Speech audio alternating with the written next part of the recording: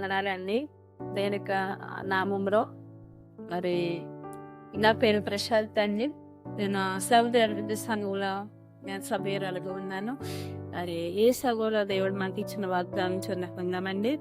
మరి నిర్గకాండము 35 అధ్యాయము 2వ వచనము చదువుతున్నాను. ఇక్కడ 2వ వచనం మనకి తెలియపరిచిన వచనం ఏంటంటే, 6వ దినంలో పని చేయవలెను, 7వది దిగు విశ్రాంతి దినము, అది యెహోవాకు విశ్రాంతి దినము. దేవుడు చెప్పడం వారికి మంది ఇచ్చినారండి. మరి యొక్క వచనం మనకి దేవుడు 6వ దినంలో కష్టపడి పని చేసుకుని 7వ రోజున విశ్రాంతి దినము మనకి పరిశుద్ధమైన దినం ఇచ్చినారండి.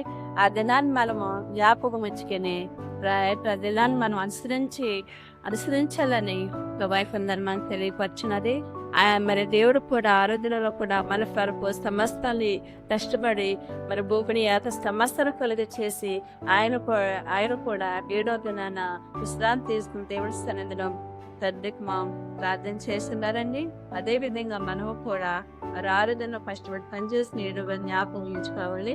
ఆ దినము ఆయన పరిశుద్ధ పరిచిన్నారు, ఆశీర్వదించినారు కాబట్టి ఆ దినాన్ని మనము జ్ఞాపకం ఉంచుకుని ఆరాధించాలని వాక్యం ద్వారా మనకు తెలియపరిచినారు.